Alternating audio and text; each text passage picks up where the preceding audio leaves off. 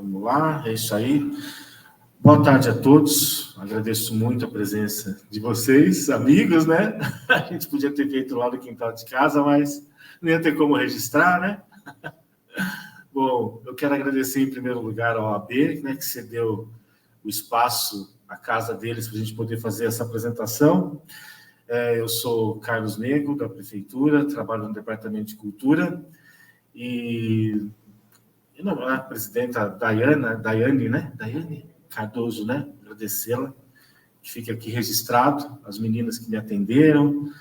Enfim, agradecer a presença da Kelly, do Denis, da minha mãe, todo mundo que está aí. Olha, né? Tem muita gente não, pessoal, mas o que a gente vai fazer aqui hoje é de extrema importância e por isso eu sou grato, porque a gente vai falar sobre recursos da cultura, sobre o Sistema Nacional de Cultura, e eu faço questão de começar fazendo um contexto da nossa história, né, para que todos entendam, né, internautas que vão acompanhar depois aqui, que a gente não chegou a esse momento de ter dinheiro em caixa para esse ano. A gente recebeu em 2020 Lei Aldir Blanc, 2023 Lei Paulo Gustavo, e agora a gente tem disponível já numa conta específica o dinheiro da Política Nacional Aldir Blanc de Fomento à Cultura, que virou uma política pública. Por quê? Porque ela será reproduzida esse ano até 2027.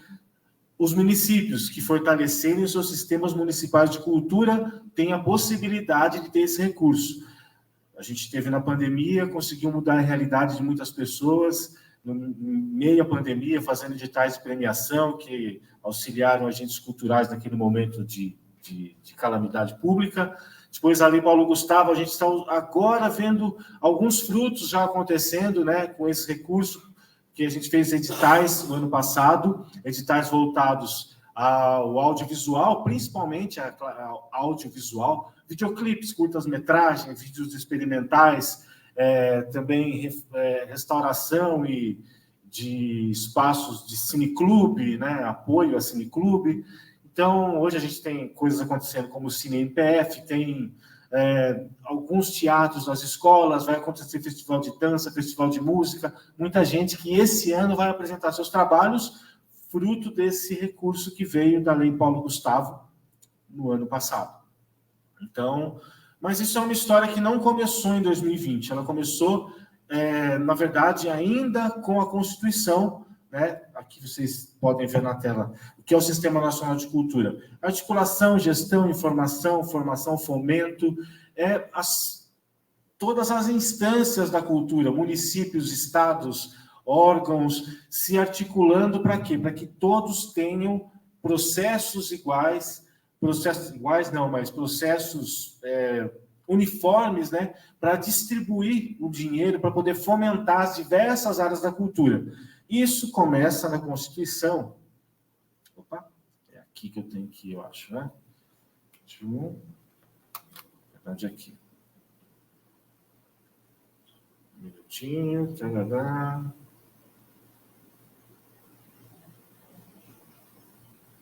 Aqui.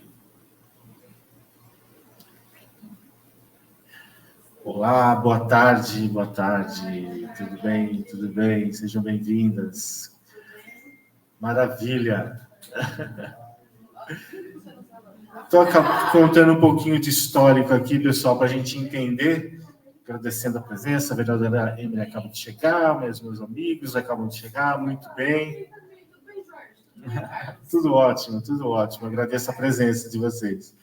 Estou contando um pouquinho de histórico aqui para a gente entender, porque esse momento que a gente chegou, na verdade, começa na Constituição. A gente sabe que tem artigo 216A, que trata da cultura, mas e a Constituição tem várias coisas lá colocadas que não foram regulamentadas. E no caso da cultura, é esse processo que a gente vai falar. Estava na Constituição desde 88, falando que o Sistema Nacional de Cultura tem que ser organizado em regime de colaboração, de forma descentralizada, participativa, é um processo de gestão e promoção de políticas públicas e tal. Então, na Constituição é colocado tudo isso, o que esse Sistema Nacional deve promover: diversidade, universalização, fomento à produção, cooperação, integração, interação.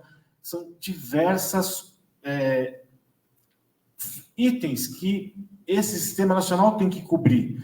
Então, isso foi colocado na Constituição, não vou ler tudo aqui, porque vocês estão lendo aí.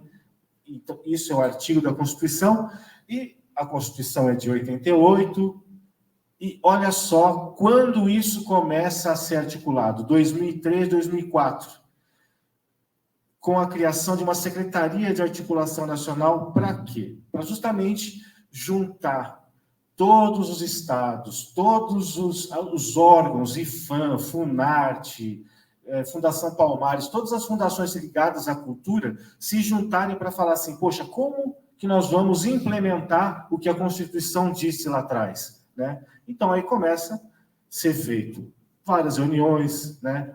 Como será feita essa difusão cultural, essa missão de implementar? Essa discussão vai se desenrolar até 2005, 2006, onde finalmente sai um decreto, o 5520, que lá fala do Sistema Federal e do Conselho Nacional de Política Cultural. O que é isso, esse Sistema Federal? Todos os estados, as federações, os estados, no primeiro momento, federações e instituições, IFAM, Funarte, Fundação Palmares, todas as instituições de cultura, todos os estados sentando para quê? Fazer um protocolo de intenções. Olha, temos que fazer dessa maneira, assinando um protocolo falando, nossos estados vão se organizar, nós vamos juntar os nossos prefeitos e vamos nos organizar. Aí se organiza o quê? Um ciclo de oficinas, como está ali apontado, ciclo de oficinas, para discutir o quê? Como nós, estados, nós fundações, vamos nos organizar. Chega 2008, é criado um grupo de trabalho para começar a constituir o Conselho Nacional de Política Cultural. É aprovada uma proposta de um sistema nacional que, em 2010, em 2011, numa segunda conferência, vai ser aprovado esse Plano Nacional de Cultura. Esse Plano Nacional, que é discutido, ele tem essa função de organizar, aí sim, cidades, né, para que elas falem assim, olha, o que nós temos que fazer? Bom, temos que mapear, temos que cadastrar, temos que entender a realidade, temos que saber quantos artistas tem, né? Nesse momento, é feito esse acordo de cooperação federativa, ou seja, todos os estados se unem e falam, poxa, temos que organizar a cultura. Porque qual que era a ideia desse sistema nacional? Criar o que hoje a gente chama, né, tenta comparar com o que é o SUS. Esse Sistema Nacional de Cultura é mais ou menos como vai se comparar ao que hoje é o SUS. Só que diferente do SUS, que tem os postos de saúde que fazem atendimento, mais à frente a gente vai ver quem serão esses agentes culturais que vão fazer isso, né? Quem serão esses agentes? Isso foi discutido em 2012, aí chega 2012, um programa de apoio à elaboração de planos estaduais e municipais de cultura. Bom, aí as federações, o governo federal fala, bom, temos que ajudar as cidades como a nossa mesmo, né? Que não tinha uma articulação em torno de construir planos, de planejar, de entender quais áreas, de procurar, digamos assim, criar políticas públicas. É chamada essa discussão, para saber como isso tudo vai se articular para poder o quê? Tudo isso por um motivo só, pessoal. O Fundo Nacional de Cultura, criado lá em 88, esse Fundo Nacional, que nele iam sendo colocados impostos de várias frentes. O que mais a gente fala é de loterias, né? Das loterias, de impostos de ingressos, todo esse dinheiro caindo nesse fundo cultural, Fundo Nacional de Cultura, desde 1992 que ele foi criado, na verdade, até agora, e nunca havia sido utilizado. E por que nunca havia sido utilizada essa verba toda, esse montante todo? Justamente pela falta dessa regulamentação. Ou seja, para que não se usasse de qualquer jeito, e olha que importante foi isso, desde 2003, 2004, é discutido uma legislação para que esse montante todo fosse distribuído de uma maneira uniforme para todos os municípios, de maneira descentralizada, da maneira como a Constituição pediu lá atrás. Como nós vamos fazer? Bom, em 2012, já federações e órgãos entendendo como fazer, chamam municípios a essa discussão. Em 2013, são implementadas as primeiras oficinas estaduais e municipais de cultura para que haja a terceira Conferência Nacional de Cultura e para que seja feita uma plataforma informatizada para acompanhamento desse processo, o que hoje é a nossa plataforma do Sistema Nacional de Cultura, em que em 2013 a gente aderiu. Em 2013 foi feita essa adesão, estava tudo ali começando, a gente também teve conferência de cultura nesse ano, a gente também começou a articular como fazer a nossa lei do Sistema Municipal de Cultura. Ali era o embrião de tudo, né? Deixa eu passar aqui. Temos os marcos legais que eu fui falando aqui, né? A Constituição, a lei de 2010, que é a 12.343, que constitui o Plano Nacional de Cultura, uma portaria que estabelece metas para esse plano, enfim, todo esse marco cultural aqui para formar, para poder destacar esses elementos, para construir essa estrutura aqui.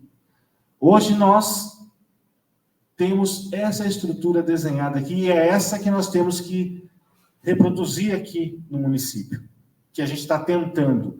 E somente com essa estrutura aqui a gente faz jus a receber esses recursos federais. Essa é a nossa luta. A nossa luta hoje, a gente está recebendo dinheiro hoje porque a gente conseguiu minimamente organizar esse sistema municipal de cultura. A gente tem hoje um órgão gestor da cultura, a gente sempre teve, que é o Departamento de Cultura. A gente tem Conselho de Política Cultural, a gente tem a Lei do Sistema Municipal de Cultura, que a gente teve a primeira eleição em 2016. A nossa lei é de 2015. A lei foi aprovada em 2015. Em 2016 houve esse primeiro conselho, né? Então a gente tem. A gente não tem sistema de financiamento à cultura, que é o nosso fundo cultural. Essa é uma das nossas lutas. A gente tem sistema de informações e indicadores culturais. Sim, a gente acabou de criar um cadastro. Na verdade, criamos em 2020, né? Estava um portal bem interessante, de consulta. O site mudou esse ano, a gente teve que reconstruir. Aos poucos eu estou tentando reconstruir com as ferramentas que ainda tem, mas a gente tem muito que conversar ainda para poder melhorar. Mas a gente tem esses indicadores hoje. Sei exatamente quantos artistas tem, de que bairros eles vêm, quais as áreas, mais à frente vamos ver. Então, ó, a gente não tem sistema de financiamento. Programa de formação cultural, ainda não temos. Temos que criar programas de formação, que é o que foram os conselheiros, principalmente, eles precisam de formação. Os nossos profissionais do Departamento de Cultura, que no caso hoje está limitado, eu falo concursado a mim, né? Mas diretor, chefe de cultura, todos precisam ser capacitados, né? Plano de cultura, vamos discutir junto ao Conselho, vamos ter conferência municipal de cultura no dia 8 de junho, justamente para começar a debater esse plano municipal de cultura que estou rascunhando, mas a gente precisa debater juntos isso. A gente faz uma proposta que depois tem que ser debatida. Conferência de cultura, vamos fazer a nossa conferência, certo? O sistema setorial, também não temos sistemas setoriais, que é o que cada bairro ou cada área pode ser dividido tanto por bairro quanto por área para ter os seus sistemas setoriais, para saber a sua realidade. Na Barreto é uma realidade, Monjolim é outra, Vitória provavelmente é outra. Esses sistemas setoriais também são importantes. Ou seja, a gente está em débito aqui, com o Conselho a gente vai ter eleição, mas precisamos regulamentar o nosso Fundo Municipal de Cultura. A gente tem a lei. Lá na nossa lei do Sistema Municipal de Cultura 3215 de 2015, 3251 de 2015, tem lá, vocês tem que ter o Fundo Municipal de Cultura, só que ele precisa ser regulamentado. Essa lei, esse decreto, já fiz uma minuta para ele, a minuta já está no jurídico, temos a expectativa que desça essa minuta, tem a expectativa que desça talvez essa semana que vem, juntamente com a alteração da lei, porque a gente tem a lei, mas ela está inconstitucional, precisa ser mudada. Não sendo mudada, nada do que eu atualize das informações, que eu vou, isso tudo depois tem que ser enviado ao Ministério da Cultura, né? A nossa lei do sistema já alterada, nosso regramento do Fundo Municipal de Cultura, o nosso Plano Municipal de Cultura, o decreto que estará nomeando nossos novos conselheiros, todos esses documentos têm que ser encaminhados ao Ministério da Cultura para que eles aprovem, e aí sim a gente tem um CNPJ para o nosso Fundo Municipal de Cultura, aí a gente fechou com um sistema de financiamento, que na verdade, de tudo aí, é o único que nos falta, né? Porque o plano a gente vai estar desenhando, né? Agora, o que nos dá um pouco mais de apreensão, que a gente tem prazo para isso, que agora em julho, é aprovar o nosso Fundo Municipal de Cultura, que demanda mais tempo, que tem que ir para o MINC, tem que voltar com uma resposta afirmativa, e se a gente não tiver isso até 11 de julho, corremos um sério risco de perder os recursos que temos e não receber os recursos que estão por vir. Então, isso é muito importante que fique fixado, gente, porque se daqui a 4 anos estivermos reclamando que a cultura está subfinanciada, né? Não temos dinheiro, mas por que não conseguimos projetos maiores? Por quê? Porque não cumprimos uma etapa que é importantíssima, que já vem de tempos, né? Isso, ser deliberativo. Então, são 2 coisas que vão descer para a Câmara, a gente tem essa expectativa de que sejam votadas, espero eu, talvez semana que vem ou na próxima, vamos ver, vamos pressionar lá, que é alterar a lei do Conselho, colocando que ele também é deliberativo, que é isso que vai torná-lo constitucional, e a regulamentação do Fundo Municipal de Cultura. Então, isso é imprescindível, né? Então, a vereadora Emily está aqui, já vou pedindo encarecidamente que se atente a isso, cobre os seus pares, enfim. A relação sistêmica, né, disso tudo aqui.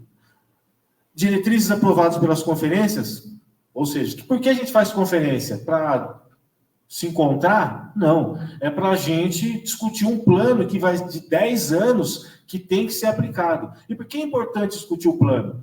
Esses dias houve uma importante questão que foi o que define o quanto a cidade vai receber? Somos nós que definimos isso.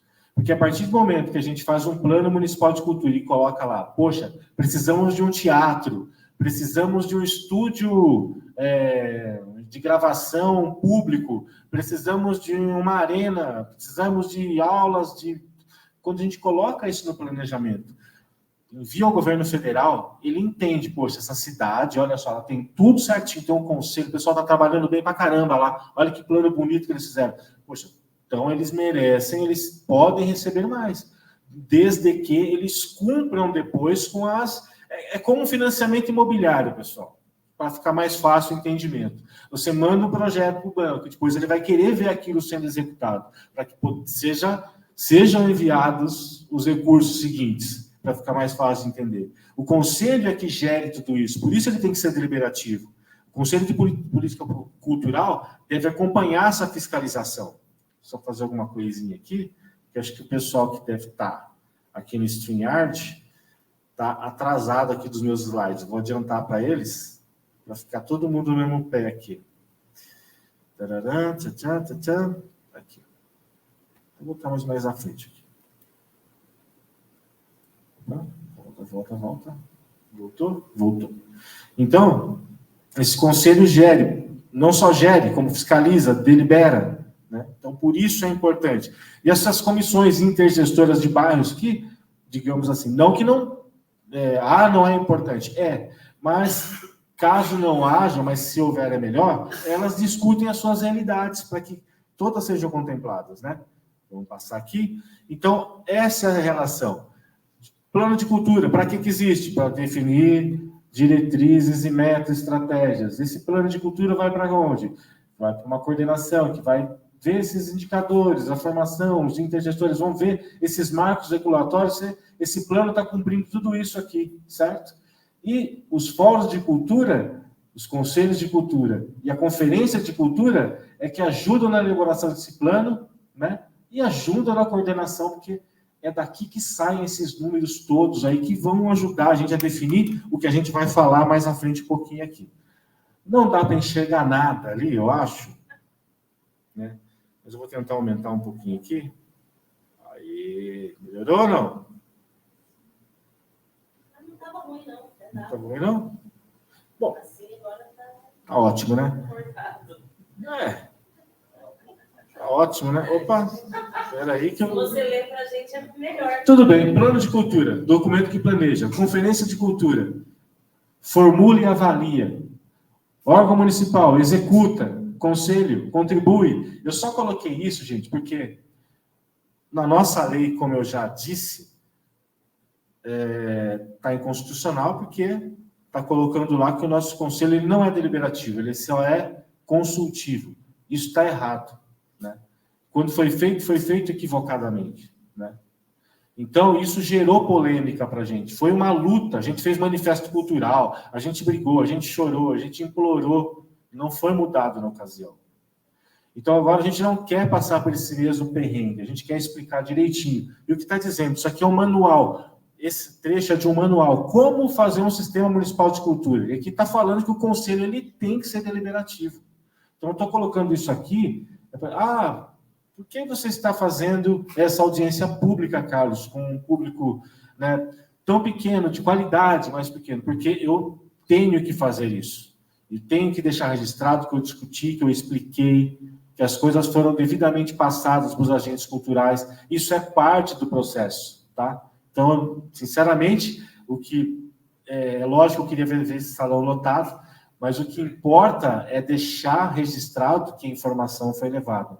E a informação mais importante do momento é que a gente tem alterações importantes para fazer. O conselho tem que ser deliberativo. Tá? Então, não é que a gente está aqui... eu até falo. Teve uma pergunta importante lá atrás que eu sempre recordo dela, porque é importante colocar. Né? Mas o gestor, a prefeitura, ele quer o conselho de cultura? O gestor, ele quer? Sou bem sincero. Acho que nenhum gestor quer. Talvez. Que sonho, né? Você poder fazer as coisas do jeito que você imagina, sem ter que passar por um monte de opinião, sem ter que ficar debatendo, porque as coisas demoram mais. Mas é importante, pessoal. Não é questão de querer, é questão da lei. Senão não vai receber. O conselho, ele não está para atrapalhar o gestor, ele está para ajudar. Porque depois ninguém pode falar assim, eu decidi sozinho. Saiu da minha cabeça. Não saiu da minha cabeça. Estou aqui conversando com vocês.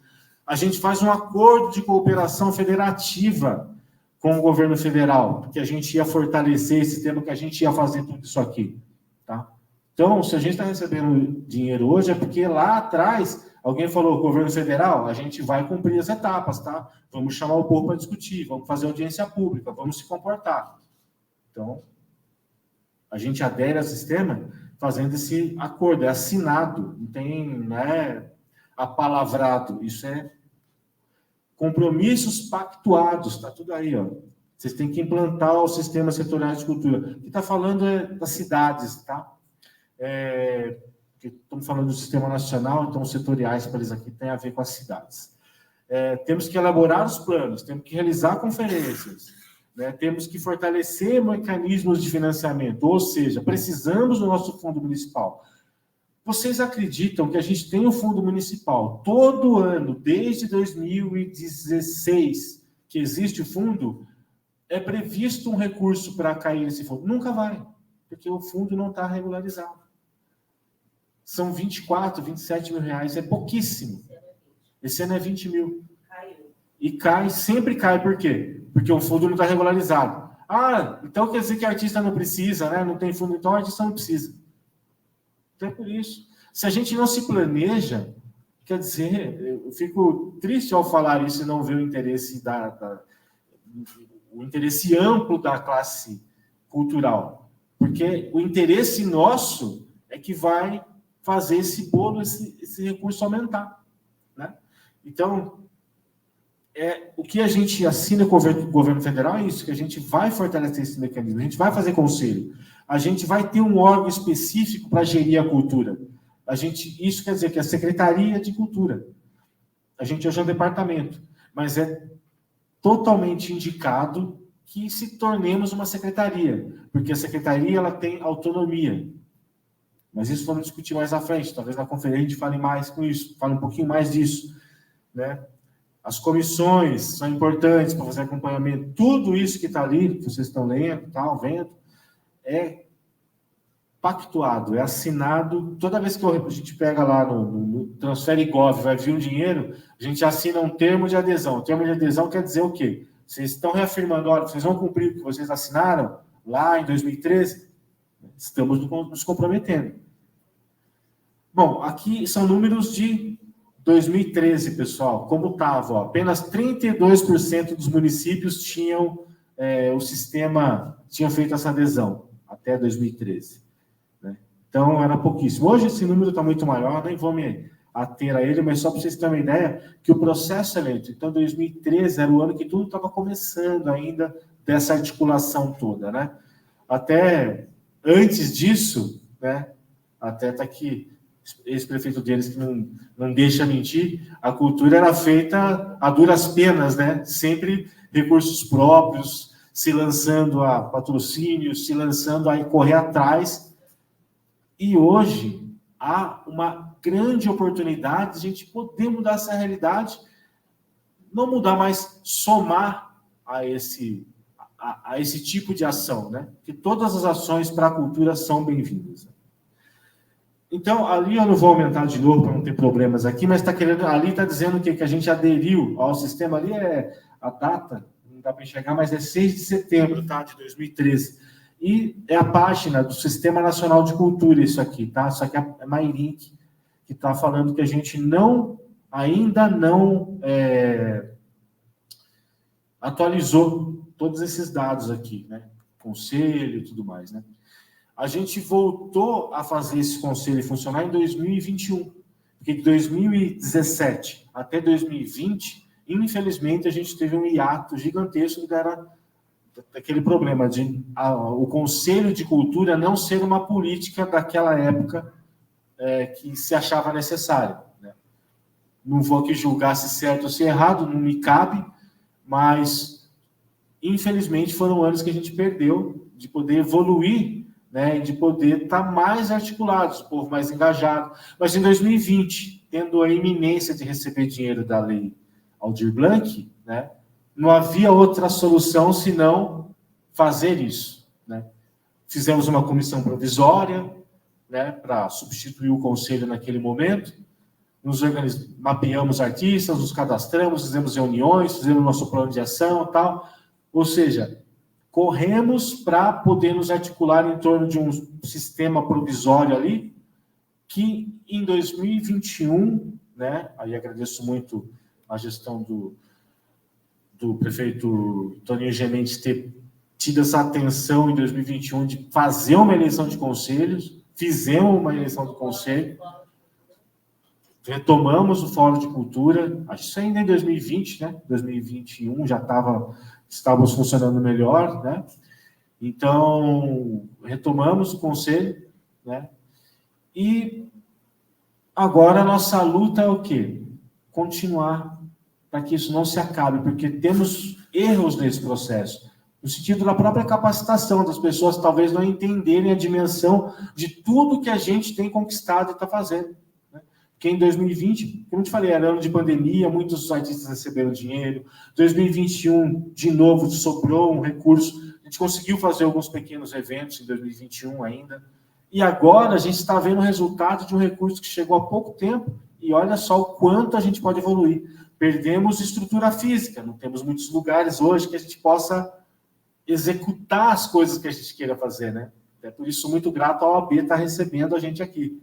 Mas as possibilidades que temos de conseguir, se nos organizarmos, se continuarmos, são muito grandes. Então, hoje em dia, eu coloco, a gente tem um conselho consultivo, fiscalizador e deliberativo da lei, e de uma lei nova, sancionada há pouco tempo, que foi discutida lá atrás, né? Que essa tudo aquilo que eu falei para vocês daquele histórico culminou na lei que o presidente Lula sancionou agora, em abril. Essa, finalmente, é a lei do Sistema Nacional de Cultura.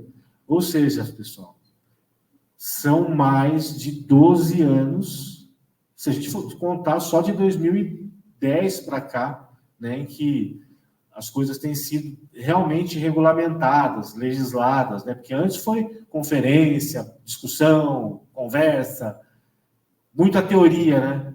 Mas sem teoria, nesse caso, não tem prática, porque tem que discutir, né? A gente não pode esquecer das coisas, né? O resultado é lento porque muitas vezes as pessoas atrapalham as discussões, elas são abortadas, mas ela tende a vir. Então, ó, a lei é de abril de 2024. Então, hoje, gente, o que a gente falava apenas em torno de manuais, PLs ainda, né, projetos de lei, agora está sancionado, regulamentado. Então, tudo que eu falei do Conselho Deliberativo, da gente fazer essa regulamentação do fundo é necessário. Bom, tudo isso para culminar no que a gente tem que falar mesmo, que é o PAR, que é a divisão dos recursos da PNAB. PNAB, o que é? Política Nacional Aldir Blanc de Fomento à Cultura. Eu quero abrir agora, se alguém tiver alguma pergunta, pode me interromper agora, porque a gente vai falar agora justamente do recurso que a gente tem e de como a gente pretende distribuir. Tá? O que eu falei até agora é um histórico para que a gente entendesse o contexto. Agora é de um recurso que a gente já tem em caixa e quais são os critérios que a gente usa, que a gente pretende usar, que a gente vai discutir com vocês, com todos, para distribuir. A gente recebeu R$ 375.483 da PNAB. Quando eu falei de indicadores, é isso. Pelo cadastro que a gente tinha, né, a gente tem um banco de dados, hoje eu sei que eu tenho 199 artistas da cidade. Na cidade, eu falo porque da cidade é assim. Tem muito artista que nasceu aqui, é daqui, mas está em Sorocaba fazendo os trabalhos, está em São Paulo, está por aí viajando, está em cruzeiro, está, né? A cultura tem essas peculiaridades também. Tudo isso hoje que constam nessa nova legislação, né? Então, 199 são artistas mairinquenses. Se eu fosse fazer, isso é meramente ilustrativo, tá, pessoal? Uma divisão per capita desses recursos, a gente pode ver que a classe dos músicos estaria aí com R$140 mil aí para gastar. Mas não é tão simples assim a gente pegar um recurso de R$375 mil e dividir por cabeça ou por área, né? Por quê? Porque a gente sabe, por exemplo, que a área da música, na nossa cidade, em qualquer lugar, é uma das que mais tem oportunidade de se autofinanciar, porque tem bares, tocam direto, tem shows, não que seja uma área que não precise de financiamento. Claro que precisa, né? Mas é uma área que os artistas estão mais amparados por outros segmentos que podem financiá-los, né? Principalmente a iniciativa privada. Mas se fosse para fazer uma divisão assim, né? A gente hoje tem, deixa eu ver aqui que é mais fácil, quantos músicos mesmo? 72 músicos, 21 artesãos, em artes cênicas, atores, atrizes, dançarinos, 24, artes visuais, 24.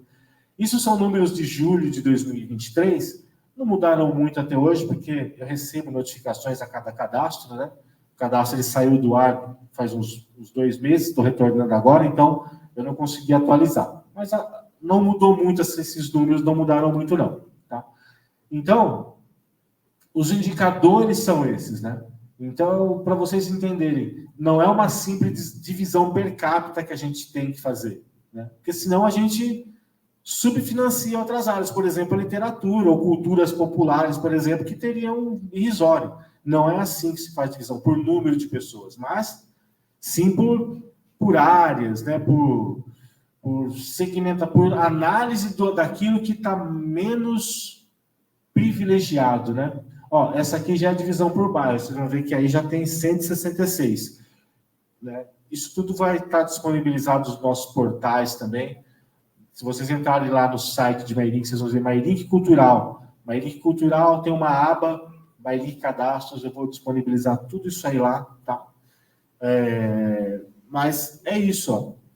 A gente vê que o Jardim Cruzeiro aqui, deixa eu ver se é o campeão, Jardim Cruzeiro, 21 agentes culturais, 16 no Jardim Vitória, Centro, Vila Sorocabana, deixa eu ver, bairros aqui que a gente podia até... Recanto dos Canários, a gente tem gente lá, Olhos d'Água. A gente vê que, pelo mapeamento, a gente pode descobrir áreas da cultura que a gente não imaginava que tinha. Por exemplo, quando a gente vê o espaço da Mãe Carol, eu não lembro o nome do bairro dela, Pouso Alegre, está ali, né? A gente poderia não ter conhecido, né? O Roda Malu, fica lá, Dona Catarina. Culinária, cultura afro, são coisas que fazem parte da cultura que poderiam a gente nem ter no cristal. Então, por que existe? Por que tem que fazer isso tudo, Carlos? Mapear, cadastrar, fazer reunião. Por quê? Para a gente não desamparar ninguém. Para a gente tentar chegar a todos. E mesmo assim é complicado. Né? Tudo isso... Oi, claro. A gente vai ter que 3 horas de reunião com o orçamento lá na Câmara. Sem problema, Emílio. Depois eu quero essa apresentação. Está muito boa, viu? Parabéns. Com certeza, com certeza. Pela iniciativa, que tomou à frente, muito importante, todo mundo que está hoje também. Conta comigo aí, então, pelo projeto. Isso, vamos precisar de ti. Fica tranquilo, a gente entende sim. Né? Então, valeu, gente.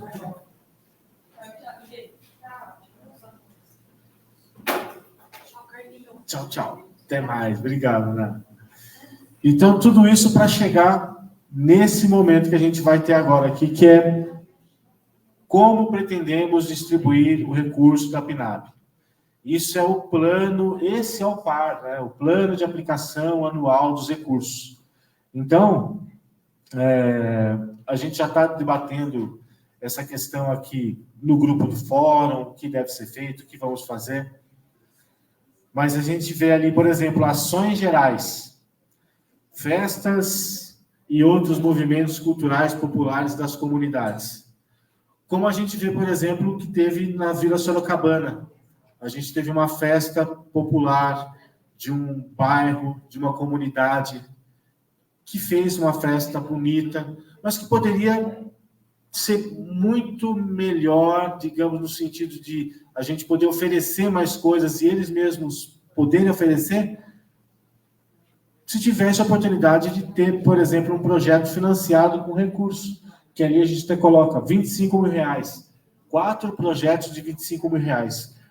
Quando a gente fala em festas populares, a gente não está pensando em simplesmente financiar uma festinha de igreja.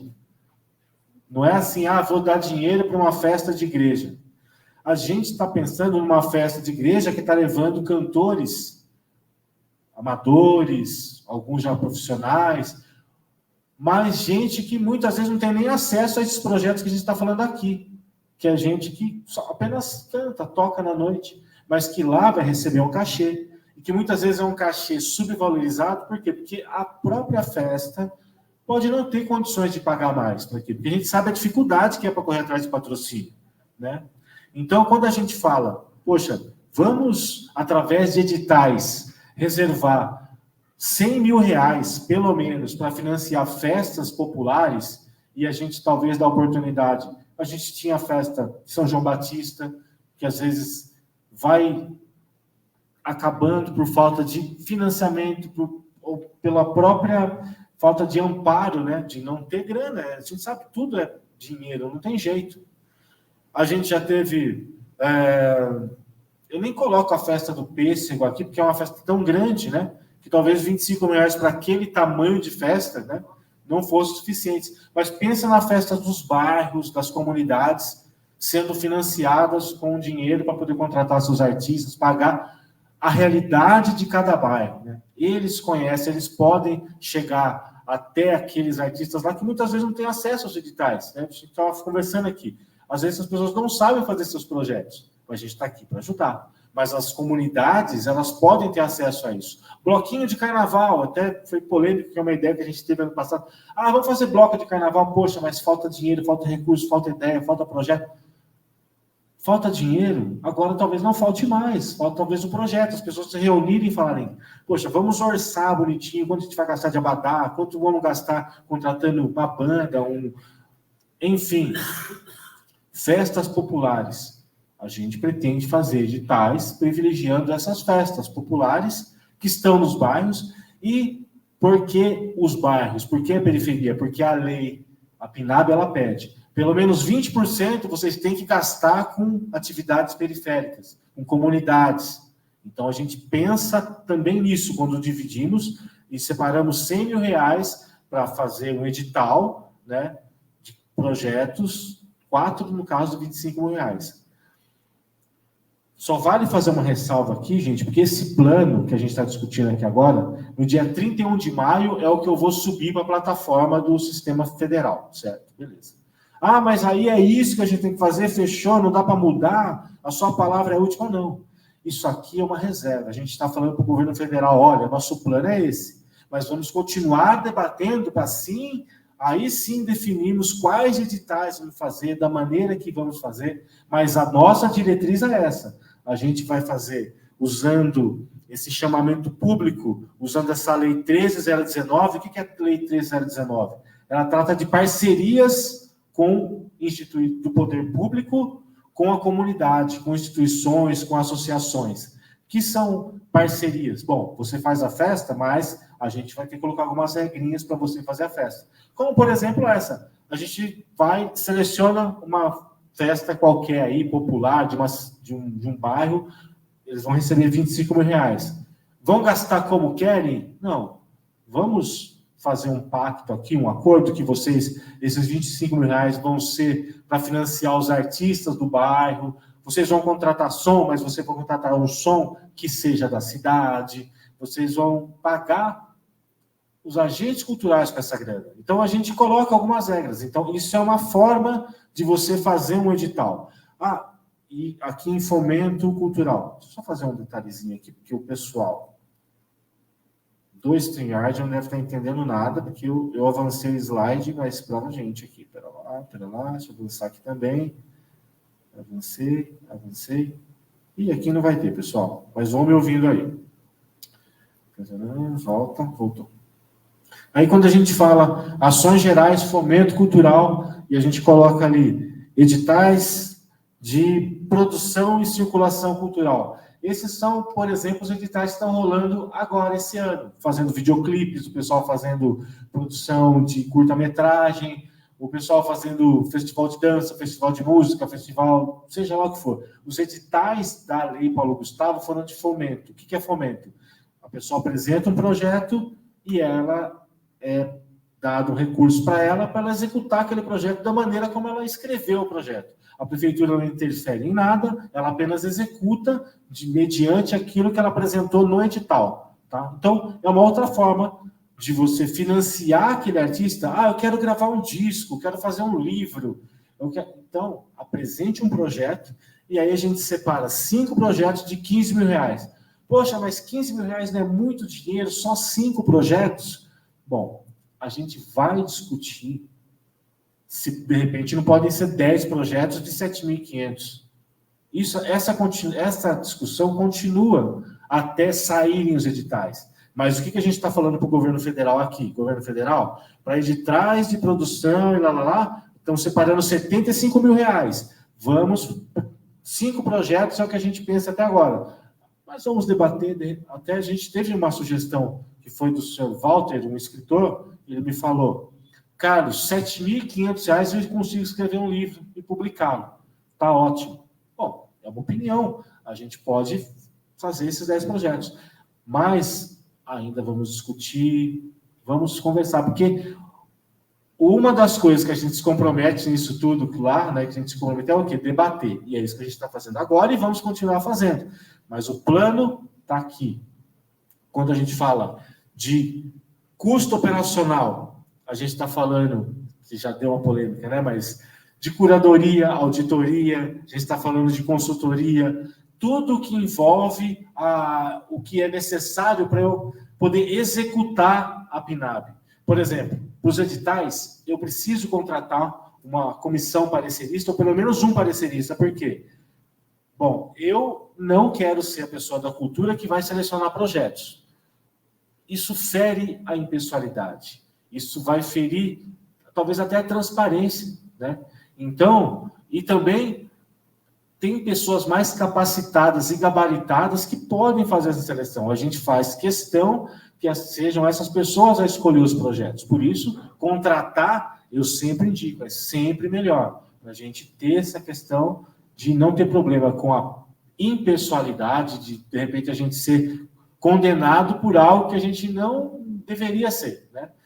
E também pela capacitação dessa pessoa. Então, a gente separa um dinheirinho ali, olha, talvez a gente precise contratar um curador. Se vamos fazer uma mostra de artes competitiva, vamos precisar de curadores para poder separar as obras, entender o que é. Vamos querer fazer um museu municipal. A gente vai reservar uma grana para fazer um museu municipal. Vamos precisar de um curador para separar as peças, tal, porque a gente está usando na aplicação do recurso. São ações gerais. Tá? Eu não coloquei nada de obras e reformas e também nada ali de subsídio à manutenção de espaços, porque vocês estão vendo, são 375 mil reais. Não dá para cobrir o santo inteiro, né? A gente vai falar de obra e reforma, a gente está falando de coisas um pouco mais complexas. Por exemplo, vamos reformar a estação? 300 mil nunca será suficiente. A gente vai fazer coisas pontuais e não vai ajudar a classe artística, né? E esse dinheiro, ele tem que preferencialmente ser colocado à disposição da classe artística, né? Então, quando a gente fala isso, a gente não, lógico que eu posso mudar de opinião se nas próximas audiências, né, nas próximas discussões, falarem, não, se os artistas em maioria, não, vamos reformar sim a estação, ou não, vamos comprar um prédio próprio para a prefeitura, vamos, sei lá, né? Então, para a gente poder fazer um teatro, sei lá. Então, tudo isso depende da discussão. Mas, a princípio, eu nem coloco nada ali, por quê? Porque a gente já tem que falar aqui de fomento a projetos continuados. E aí a gente está falando de associações. Lei Cultura Viva, que é a 14.000, eu não lembro agora o número, está aqui, 14.018 de 2014. Lei Cultura Viva, esse número aí, 14.018 de 2014, ela fala de pontos de cultura. O que são os pontos de cultura, quem são, para que servem, como financiar, tal. Então, a PNAB, ela fala, olha, 25% desse recurso você tem que aplicar privilegiando aquela lei. E o que aquela lei fala? Bom, os pontos de cultura, às vezes, têm portas abertas. Tem aula de dança, tem aula de artesanato. Tá? É um projeto continuado? Esse projeto pode ser financiado com recursos da PNAB. Então, eu tenho que alocar pelo menos 25% para ações de cultura viva. Então, aqui eu já separo 86 mil reais, alguns quebradinhos ali, para o fomento a projetos continuados, que tem a ver justamente com isso que eu acabei de dizer. A Banda Conselheiro Mairi, que tem professores de música que dão aulas de música continuamente para os seus atendidos. Então, é um projeto continuado. A gente pode fazer um edital em que a gente vai selecionar 2, 3 instituições que vão receber o dinheiro para financiar esses projetos continuados. Aqui eu separei 2 projetos, né? Porque quando a gente fala de um projeto continuado, não adianta durante um ano. Não adianta a gente dar 10 mil reais, porque não vai sustentar um mês. Então, a gente tem que fazer essa equalização de valores de modo que 46 mil reais dá para sustentar o pagamento de um professor durante um ano inteiro? Talvez dê. Já é mais provável que sim. Mas essa discussão de valores, como eu volto a frisar aqui, é algo que até sair o edital, a gente vai continuar debatendo, né? E por que a gente vai continuar debatendo? Porque, volto a frisar, é importante, esse plano eu vou levar para o governo para dizer, olha, nós temos um plano aqui, né? Temos interesse em, por favor, não tire o dinheiro da gente não, porque a gente vai ter coisas a executar, né? Estamos organizando a classe artística, estamos debatendo, tá? Mas a diretriz é essa aqui, tá? E concessão de Bolsa Cultura Viva. Bolsa Cultura Viva também está na PNAB, é uma possibilidade de bolsas de R$ 900 a serem pagas para agentes culturais que atuem nessas instituições. Aí, no caso, não precisam ser necessariamente professores, mas, por exemplo, na MPF, precisa ficar... Pô, seria legal se tivesse alguém lá durante um horário das 9 às 11, das 14 às 16, para poder fazer cadastro de eventos, abrir uma agenda, para poder receber as pessoas lá, visitar o museu e tal. Isso pode ser um agente cultural, que não precisa ser um cara contratado da prefeitura, mas pode ser um agente da MPF que está lá, né? Recebendo essa bolsa, um estagiário que atua na área de gestão cultural, recebendo essa bolsa, para poder atender na MPF, na Instituição Portas Abertas, no Instituto Granada, na Banda Conselheiro Mairim, que é alguém que esteja lá para fazer agenda, para captar projetos culturais. É uma pessoa que é um agente, ele não tem horário fixo, ele não tem... ele não é um professor que está num projeto continuado, mas é uma pessoa que atende de maneira pontual e pode ser... digamos assim, financiada com esse tipo de recurso. Então, amigos, vejam que hoje não dá para chorar por falta de dinheiro, por falta de oportunidade, porque a gente está vivendo um momento, não vou dizer único, mas um momento muito... acho que talvez o mais importante, um dos mais importantes para a cultura, que a gente precisa, preciso a gente se organizar, tem algumas etapas que a gente está para cumprir, a gente está cumprindo, os documentos, como eu disse, de legislação que precisam descer para a Câmara, estão sendo, já estou providenciando, mas agora, até como bem disse, foi dito no grupo, o poder civil, são os agentes civis agora, que tem que se organizar, tem que pensar nos seus projetos para poder a gente fazer jus a todo esse recurso aqui. E para finalizar, pessoal, estão vendo ali? Eu vou colocar esse vídeo, por quê? Porque eu sou santo de casa, né? E santo de casa, geralmente, o pessoal acha que não faz milagre, apesar de eu ser contrário a essa ideia. E aí, quem vai falar aqui é a Clarice Calixto, que ela é secretária da AGU. Ela trabalhou na construção de tudo isso, junto com a Benedita da Silva, com a Jandira Fegali, ela que fez as leis, ajudou todo o Aldir Blanc, o PL estava ela. Então, como tem muito a ver com as questões jurídicas, acho melhor a pessoa da área falando. É um vídeo curtinho, eu fiz um recorte ali de um seminário que eu acompanhei inteiro, 2 dias, 9 horas de seminário, dos profissionais da AGU falando aos profissionais do direito como eles devem agir agora a partir desse novo marco legal da cultura. Eu acho fundamental. Nós vamos falar do novo regime jurídico do fomento à cultura. E aí, como a ideia desse seminário, desculpa os não advogados, vai ser... nós vamos entrar em detalhe, nós vamos tratar de detalhe. O diabo nesse tema mora nos detalhes. Então, nós vamos falar um pouco de detalhe aqui. Nós vamos falar do que coloca de pé esse negócio que a gente chama de um novo regime jurídico de fomento à cultura. Nos nossos sonhos, que é o texto de Áurea Carolina, é o PL que está tramitando, né? Que eu achei que já tinha ido para o Senado, aí me contaram que teve uma manobra, porque acabaram devolvendo para o plenário um negócio que seria terminativo na Câmara, mas enfim, em breve estará no Senado. O PL 3905, ele é o marco regulatório do fomento à cultura. O que a gente sonhava nesse marco regulatório do fomento à cultura, quando a gente teve ali a oportunidade, né? Muita gente participou, eu fui uma delas da construção desse texto, a convite da Áurea, da Benedita, né? Também uma referência gigante na política para a gente. e Túlio Gadelha, então foram 3 deputados como autores aí, 2 deputadas e 1 deputado, e um monte de coautores, que um monte de gente quis assinar junto esse PL. Era organizar de uma maneira muito clara o que a gente considera que são os caminhos de implementação da política pública cultural.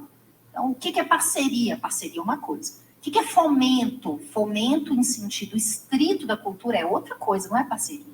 Outra coisa é patrocínio. Estamos fazendo um carnaval, a Ambev, a Mistel, a Heineken, enfim, alguma dessas aí que cervejarias querem botar dinheiro limpo no carnaval em troca de expor a sua marca e ter exclusividade de venda nos pontos oficiais. Cada coisa, cada caminho de implementação do dinheiro no mundo da política cultural, ele exige um conjunto de ferramentas específico. Então, essa lógica, quando a gente fala de regime jurídico, é a compreensão de que a política pública se faz por meio de uma caixa de ferramentas. Essa caixa de ferramentas que a gente trabalha, ela vai estar muito bem estruturada, acabada, azeitada, quando o PL 3905 estiver totalmente aprovado aí. Sancionado, bonito, que a gente for lá aplaudir, presidente Lula sancionando, se Deus quiser, esse projeto de lei. Nesse momento, nós teremos todo o desenho técnico-jurídico do fomento cultural muito bem fechado. Nós não temos ainda esse projeto de lei aprovado. Mas o que nós temos? E aí é muito importante. Nós temos algumas leis que nos permitiram construir um decreto que já nos organiza com os fundamentos jurídicos que estão postos na Constituição e nas leis já aprovadas, um jeito de executar recursos da política cultural. A premissa, do ponto de vista de concepção, que nos orientou a elaborar esse decreto, é essa premissa aqui. Quem faz cultura é a sociedade, não o governo. Então, numa democracia, diferente da educação, da saúde, em que você espera que o serviço seja provido pelo Estado ou por particulares de alguma forma autorizados pelo Estado, aqui na cultura é o exato contrário. A sociedade faz cultura. O que o governo tem que fazer é criar condições propícias de fomento. Mas aí vem aquele debate, será que o governo deveria entrar mais ou menos dinheiro público? Esse é um bom debate. Mas no mundo inteiro tem dinheiro público para o fomento cultural. Isso aí é uma coisa, qualquer um que vai estudar minimamente a política cultural descobre isso. Então não é que assim, no Brasil, o artista, o papo da mamata do artista, veja bem. Não existe isso. A cultura no mundo inteiro é uma política pública subsidiada, entre muitas aspas, mas o ponto é, tem dinheiro público para criar condições para a cultura acontecer em todas as sociedades. Até nas sociedades com uma visão de intervenção do Estado menor. Você pode pegar qualquer um, gente. Holanda, Estados Unidos, que agora já é mais intervencionista do que nós, mas já foi menos no passado. Qualquer lugar, Inglaterra, França, pode pegar o que vocês quiserem, África do Sul. Todo mundo põe dinheiro no ambiente cultural. E põe dinheiro por quê? Porque é muito importante para a sociabilidade, é muito importante para a construção de relações à cultura. É muito importante para a prevenção na segurança pública, é muito importante para a qualificação no processo educacional. Poderia ficar aqui 1000 horas falando de tudo que a literatura coloca da importância de ter dinheiro público fomentando cultura. O que importa para nós é... Bom, eu até paro por aqui, porque o que era importante dessa fala dela foi dito, que é quem faz cultura é povo, não é o poder público. Esse eu queria colocar, porque juridicamente, a gente sempre sabe, né, quem já trabalhou, quem já estava no poder público, já esteve, sabe que é difícil você executar recurso, porque a gente fica sempre com medo, né, de tudo que vai fazer, qualquer coisa, lei de licitação, 14.3, enfim.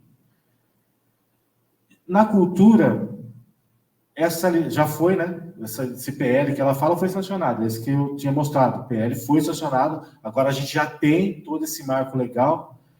Então, na cultura é diferente. Então, quando a gente vai contratar um parecerista, por exemplo, ou mesmo o curador, a gente está falando de um profissional que não dá para você mensurar ele, o pelo preço mais barato, não dá para você ter que ser por qualidade técnica, por currículo, por conhecimento, por tudo. É outro processo de contratação.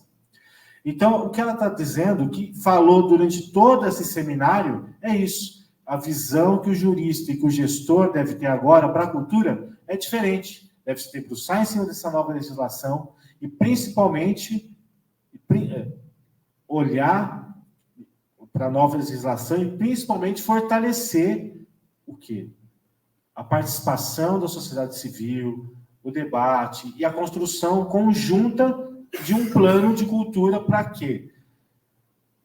Para que a gente vá financiar aquilo que realmente precisa. Tá? Só quero voltar um pouquinho, já para finalizar, porque eu sei que a Kelly e o Denis têm uma reunião, a gente está com compromisso, o Jorge também vai ter mais coisas para fazer, mas eu quero voltar nesse quadro aqui, porque ele foi feito justamente pensando nos números que a gente tem, nos dados que a gente tem, a quantidade de artesãos, de artesãs, de músicos, os pontos de cultura, as comunidades, as festas.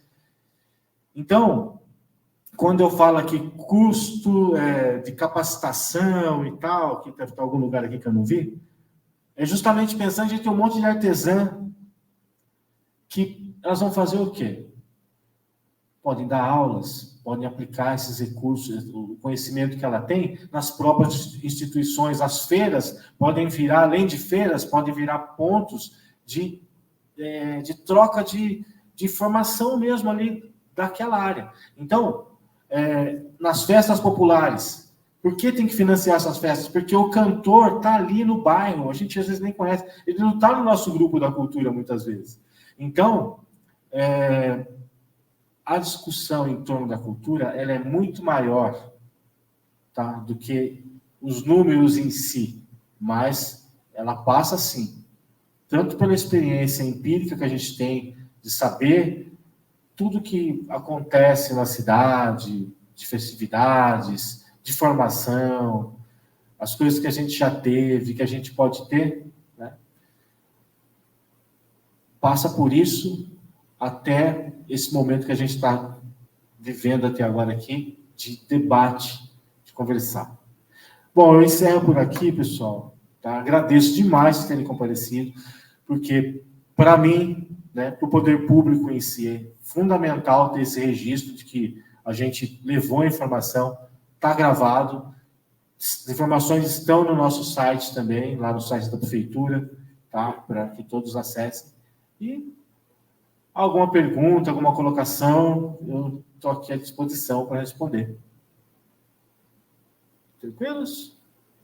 Então, agradeço muito, pessoal, a participação de vocês. Valeu mesmo. Deixa eu encerrar aqui a transmissão também, né?